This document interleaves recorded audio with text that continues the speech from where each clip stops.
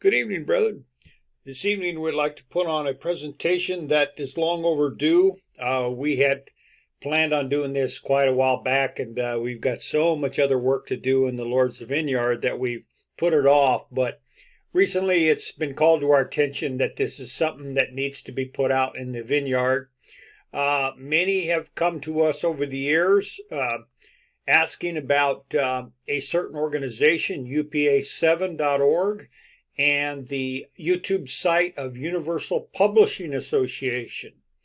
And so we felt that it's necessary to show the situation in regards to this organization and its YouTube channel and what they're really about. A lot of people really don't know the bottom line here, and so we feel it's very important that we show you some of the teachings and some of the beliefs that this organization has and doesn't line up with the rod. In other words, is this a true organization that should be worthy of God's tithes and somebody that we should, don't hesitate to follow and proclaim and support?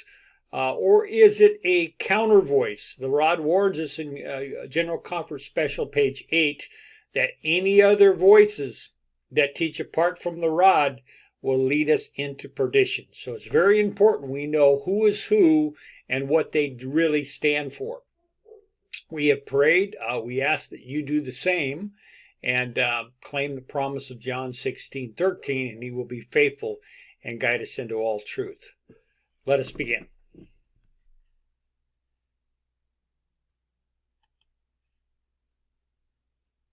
Okay, so this organization, UPA7, is run by this individual. His name is Eric Edstrom. And we don't need to, say too much other than many of you know who he is. He originally came in, I believe, through Salem back in the early 2000s, if I recall. And he then went over to Mountaindale, and then broke off and has been more or less a self-supportive ministry for many years. I think his organization, he claims, came on the scene in 2005-2006 time period. But anyway, this is a picture of this gentleman that runs the show, Eric Edstrom.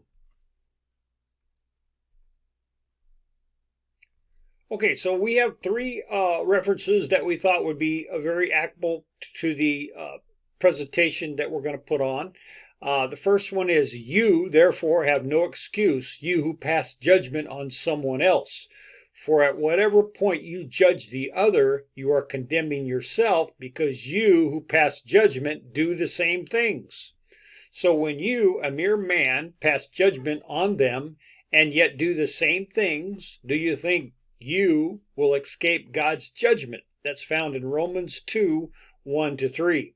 Now, the reason we're bringing that quote up, brethren, is because the rod and of course the scriptures, as we see here, and spirit prophecy is all in agreement that we can't be practicing hypocrisy. If we're going to accuse somebody of something, we better not be doing that ourselves. If we do, this reference right here is showing that we're not going to escape. The next one is General Conference Special, page 8. One's only safety will be in the teaching of Elijah, for there will be no other voice of timely truth and authority to whom one may turn. Any others will lead their victims blindfolded into perdition. So we know this very well today, and we often quote this because it really applies. Satan and his army is out there right now trying to have so-called authorities teach us different things that are apart from his message, the shepherd's rod. And so we've got to be very careful. Now, if we find that a certain group, a certain leader, a certain organization is teaching contrary to the rod, well, obviously this will apply. We will be led blindfolded into perdition. That's why it's very important, brethren, to know who is who and what they teach. All right, and the last quote here is 1TG number 44, page 5. God hates hypocrites more than he hates any other kind of sinners. So this is very powerful, brethren, that hypocrisy is the last thing that we need when we want to be right with God today.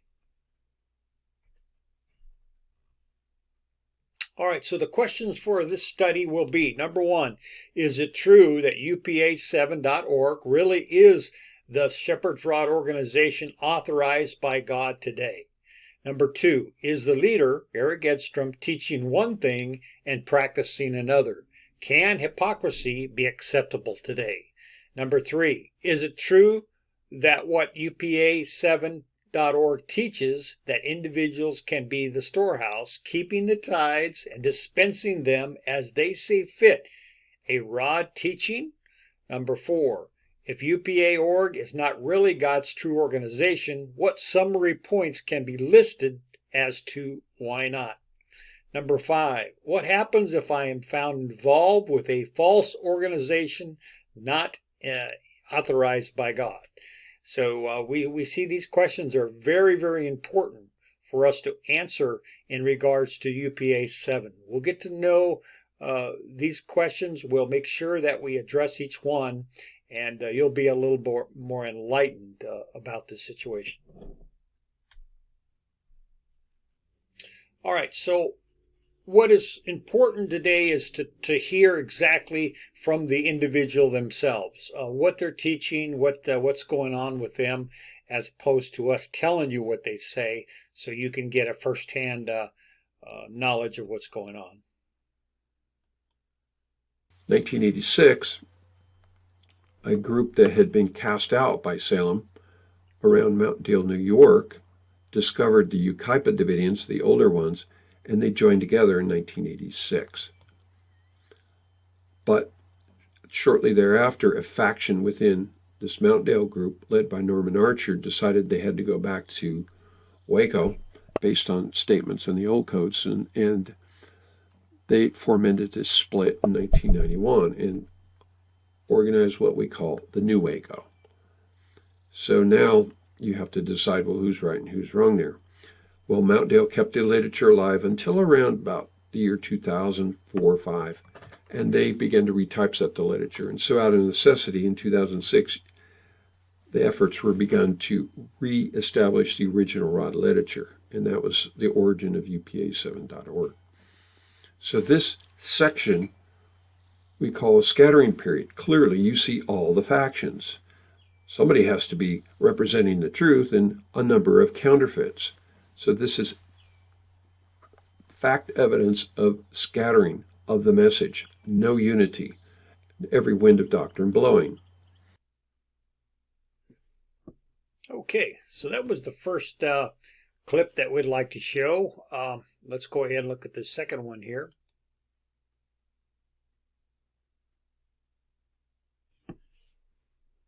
In 1986, a group that had been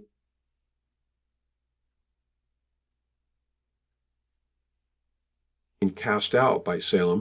1986, a group that had been cast out by Salem. All right, so brethren, that was a repeat. Let's go on to the next one. 6, UP7.org was established for the...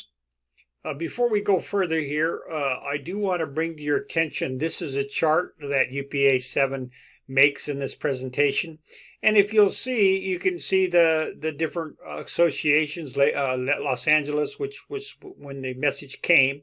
And then, of course, you had Waco began in 1935. You had the knockout blow in 1955 right here. And then, of course, the Vista was the 100% rod only group that regrouped. And then, of course, there was many years. It then moved into Salem. And then, of course, Salem had some divisions, and the people went back and regrouped in California again, Yucaipa. And then Yucaipa, some of them joined up with Mountaindale in 86. And then now look at this. They claim since 2006, and you can see all the green arrows as if to say, everyone look here, This is the main God's organization today. So they claim that since 2006, they are God's main organization today. All these others are counterfeit. Okay, they teach falsehood and so forth. And of course, they use these three references as some of the main references to justify their existence. And of course, we're going to look at some of them, especially this multiple storehouses to reach Laodicea, 7 Testimony, page 140. So we'll go over that in later parts of our presentation, if not the next presentation. And we'll get into more of this, but we wanted to point this out, that this is what the UPA 7 group, when I say group, I'm talking about as him and his wife mainly. It's a two-person group. They teach that this is God's organization since 2006. Sole purpose to reestablish and publish the original Shepherd's Rod message, including the charts. And from this time, the message has always been, in this period, to establish multiple storehouses to reach Davidia, or to reach Laodicea. And this is a key reference, 7 Testimony, page 140. You can read the whole section on the publishing work, but it's clearly the way the rod message is going to be scattered to reach 70 Adventists around the world, 22 plus million as we speak today in 2021. It also couples with a call to leave. On the other hand, how can we understand the period from the death of Brother Houteff in 1955? Okay, brethren. We've heard enough from Edstrom there. Let's go on to our next slide. 6. UP7.org was established for the sole purpose to reestablish and publish. All right, these are some of the main quotes that we found in those short clips. Out of necessity, in 2006, the efforts were begun to reestablish and publish the original rod literature. Again, he says, since 2006, from this time, the message has always been in this period to establish multiple storehouses to reach Davidia or to reach Laodicea. And this is a key one. Of course, he uses reference Testimony, volume 7, page 140, as one of their key inspiration quotes for their existence, for the way they teach the message. They're going to claim that this is one of their main references. And this is not a rod reference. Keep in mind, they have to go to Spirit Prophecy to justify their existence with this main reference that they use. And so we're going to point some things out in this reference later. We can go forth as the hands of Zerubbabel, Elijah's helpers, a self-supporting layman Bible worker. Okay, brother, this is very important here. Edstrom and his organization is claiming that we can go forth as self-supporting layman Bible workers. Now, the key is a self-supporting. Okay, now we're going to go into some of these issues about tithes and so forth in a later part of this presentation, or most likely the next ones to follow. So these are some of the key takeaways from those clips that we just saw. So let's continue.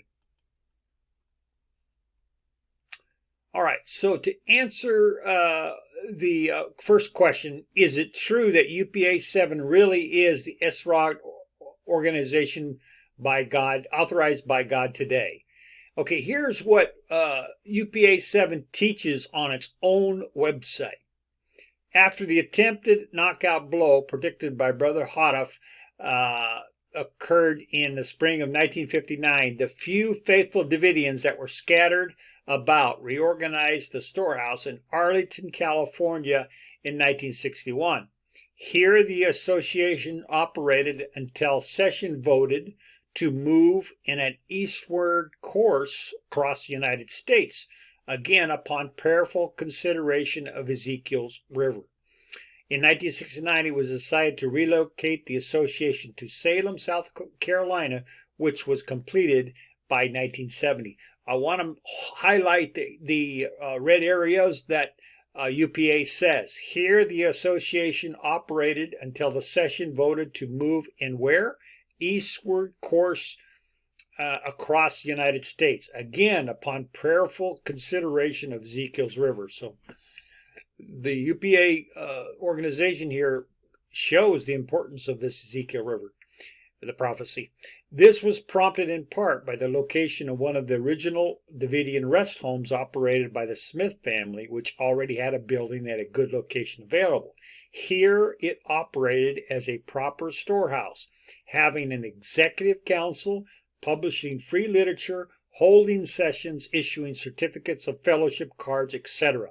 And of course, these references can be found on their report, Knockout Blow Chronicles, page 10, and that was published June of 2011. The name of that public report is Going Eastward, a study from Ezekiel 47 movement of God's storehouse foretold, is Edstrom's yparish.org website. Okay, so note this literature included the new codes as shown by the session minutes. So here he says that the original association operated as a proper storehouse, having an executive council, publishing free literature. Now, in this literature was included the new codes, and we know that by the session minutes. They talked about that. They quoted from the new codes, and so UPA 7 and Edstrom has been a very, very staunch anti-new code proclaimer, but they say that it operated as a proper storehouse with a council and so forth. So here they're laying the foundation of what they call a proper storehouse, and it's going to come back to expose them later on.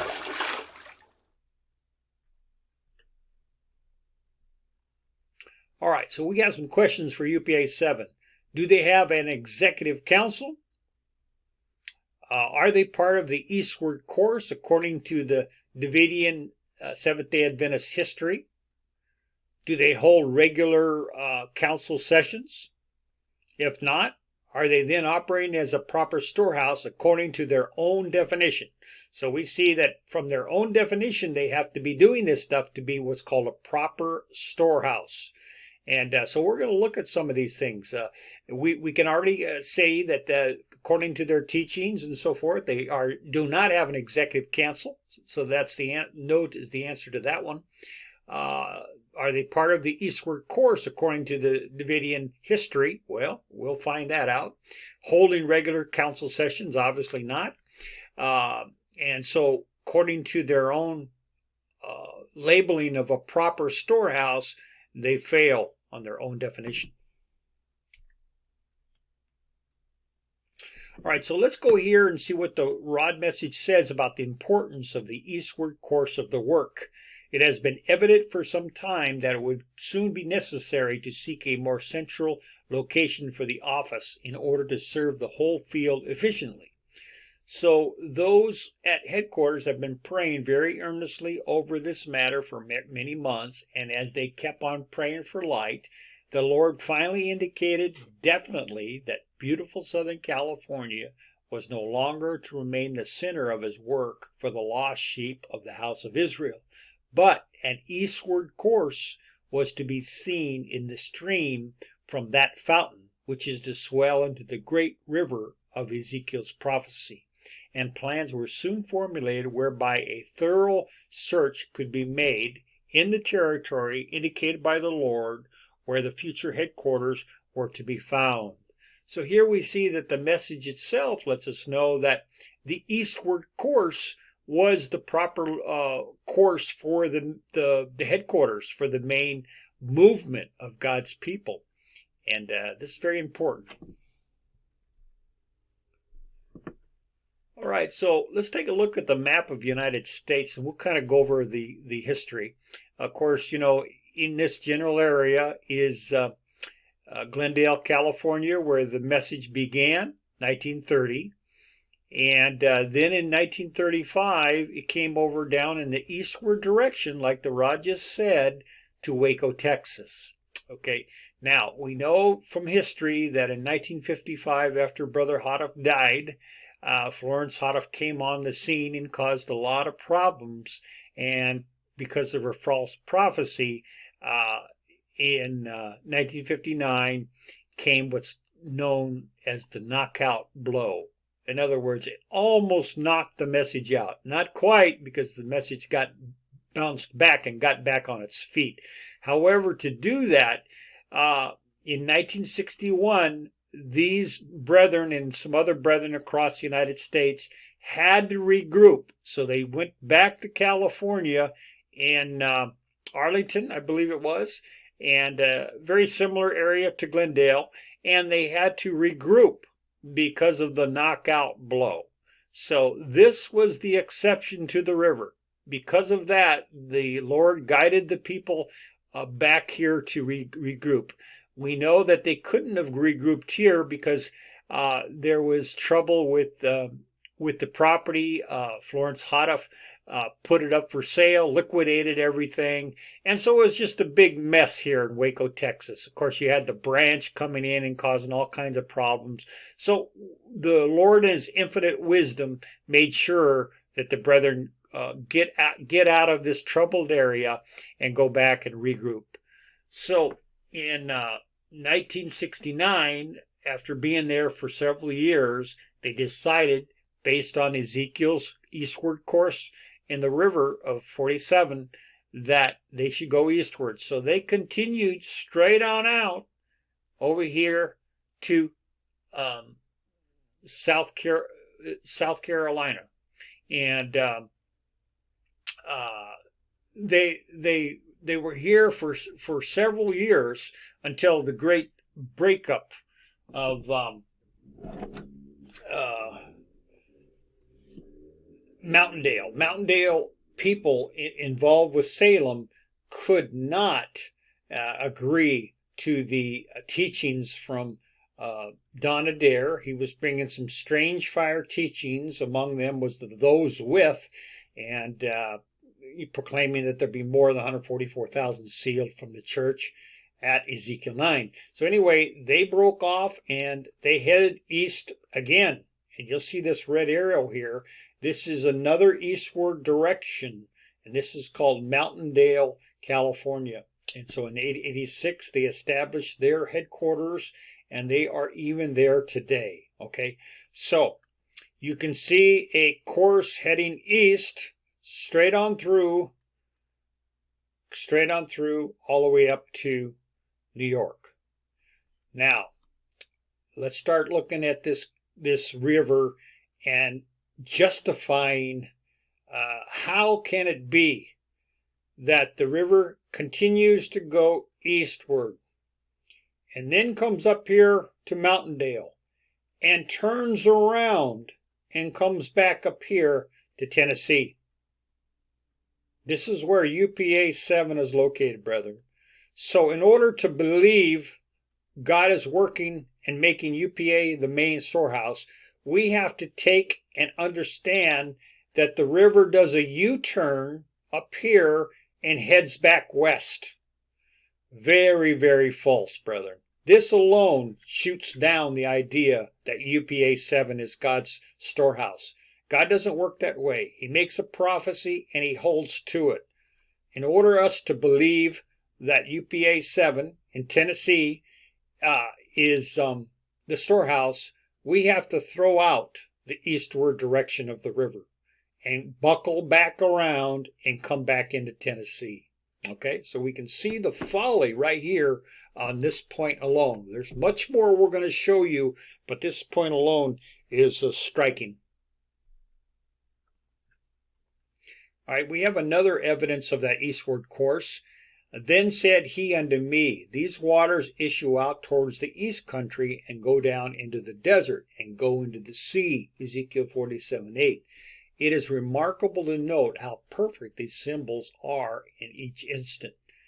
This direction of the compass denotes that the message of the loud cry is to start eastward when it is first revealed. The church membership being largely east of California and across the Atlantic, naturally the message must start toward the east.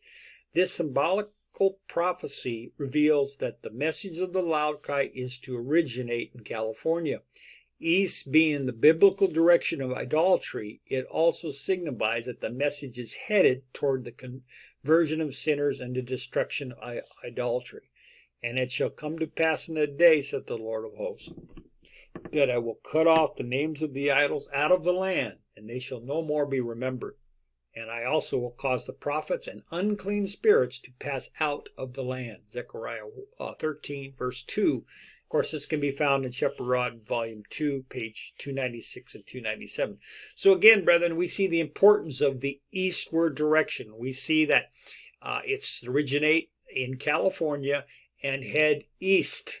This is the way that the course is made. And thank God, those that believe in the straight word, that follow its directions, are blessed. So the answer to question 1, and that was, is it true that UPA7.org really is the SROG organization authored by God today? No. UPA7.org cannot be God's authorized true organization based on God's prophetic map, the eastward course per Ezekiel 47 river. This true eastward course of the work is acknowledged by UPA7 themselves in their study that we've quoted from, Going Eastward, a study from Ezekiel 47 movement of God's storehouse foretold.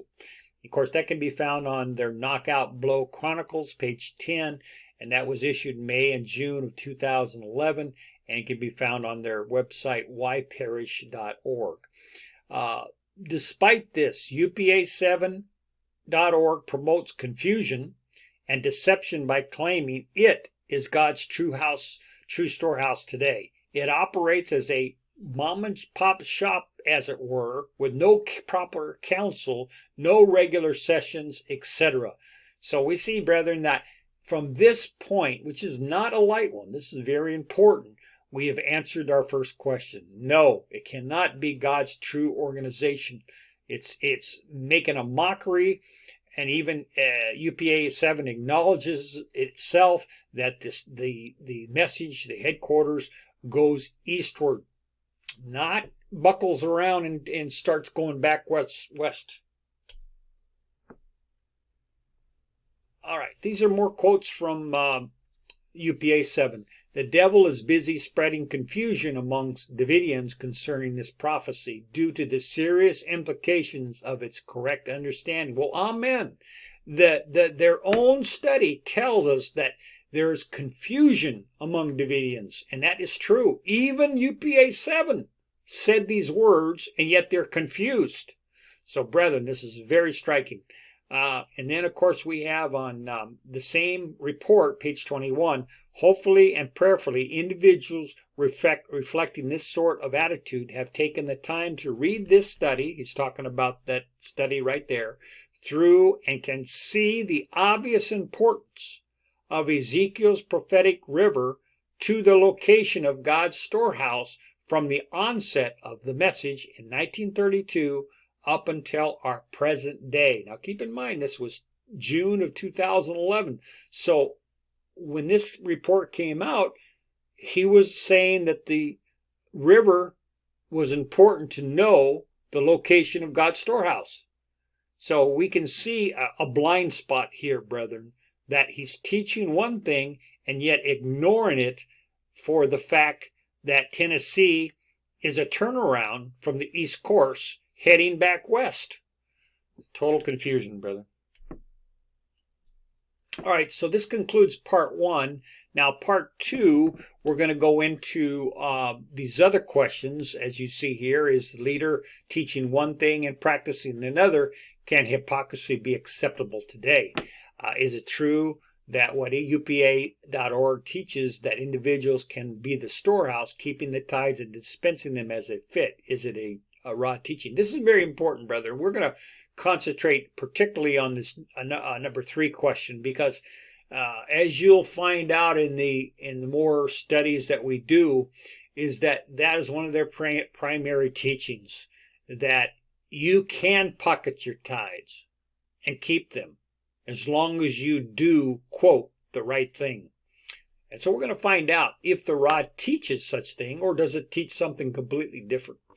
Number 4, if UPA.org is not really God's true organization, what summary points can be listed as to why not? In other words, we're going to give some highlights if this is the case. That why is it that we can't have them as the true organization from God today? Number 5, what happens if I am found involved in supporting with a false organization not authorized by God? Is there going to be a